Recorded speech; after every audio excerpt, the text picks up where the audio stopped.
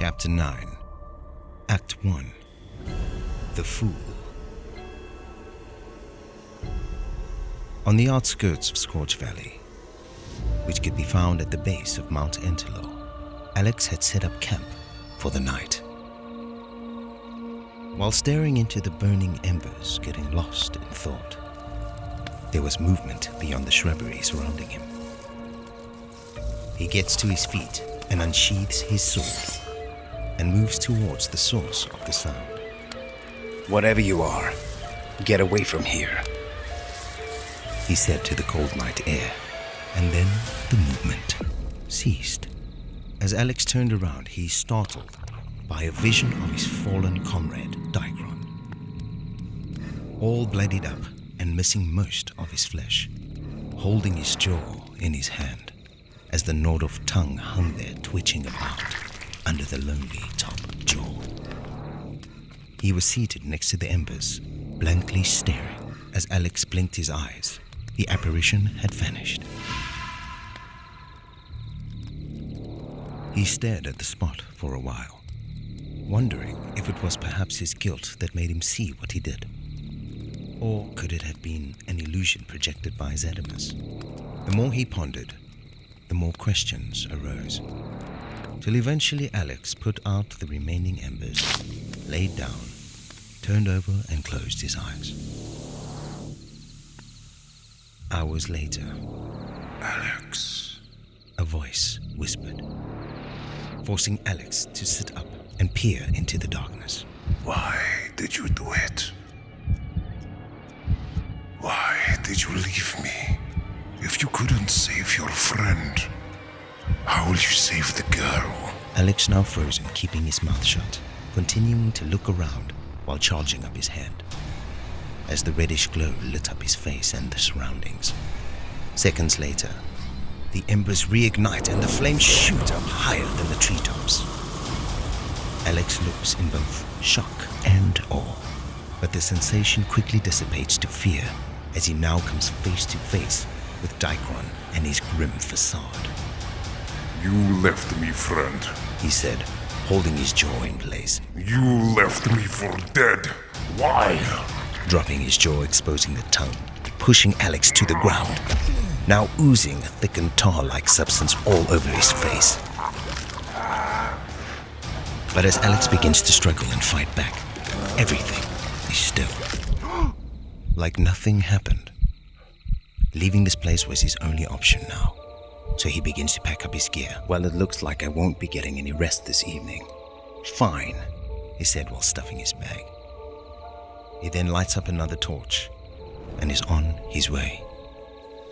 Once he reached the considerable distance, he turned back, only to see the flames yet again breaching the treetops.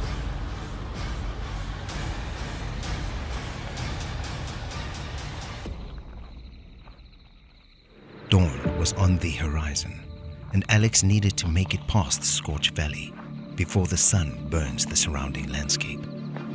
He pushes forward, sprinting through the charred wasteland of a valley, as endless fires burn and volcanic-like cracks form veins across the surface, with many skeletal remains scattered about, littering the land. "No soul is safe here," says Alex. The safest place would be right at the base of Mount Entelo, where the crystal glare does not make land. He quickens his pace, for the sun began to rise, and the lands behind him begin to ignite in perilous flames. Alex begins to worry. "I'm not gonna make it." The flames are now right on his trail, threatening his demise. Yet seconds before the flames engulf him, the ground under his feet gives way, and Alex falls beneath the surface, tumbling down a dark tunnel, till eventually comes to a sudden, hard stop.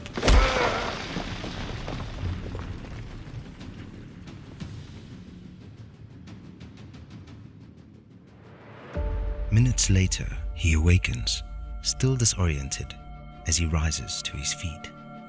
His eyes begin to focus, but what they see is astonishing. He finds himself in an underground network of tunnels and caves, stretching in all directions, all of which are illuminated by flame-lit torches. What is this place? Alex says as he looks about. Well, it's not the worst. I could have been dead. He jokes to himself. Who goes there? A voice startles Alex. What is your business here, in the caverns of dusk? Speak! My name is Alex Cannon. I mean you no harm. I stumbled down here while fleeing the valley's sun. So you're a fool then. Nobody crosses the valley when the sun awakens. Said the voice as it stepped out of the shadows. Standing tall on its black-clawed paws, hook-shaped legs similar to that of a canine, with silver-plated greaves, outlined in a dark red shade, covering the shins and the upper thigh. Matted brown fur covering the entire body. The breastplate had an insignia of a wolf upon it. Its arms were long and armored as well, almost reaching the ground. Its most intense feature was its face, a short wolf-like snout, scarred, silver fangs with glowing yellow eyes, and pointy black tips on its ears. This is clearly no man, thought Alex, as the creature moved closer. I am General Varg. I, as well as 2 other companions, are the only living beings down here. Interesting. Forgive my rudeness, but are you a werewolf by any chance?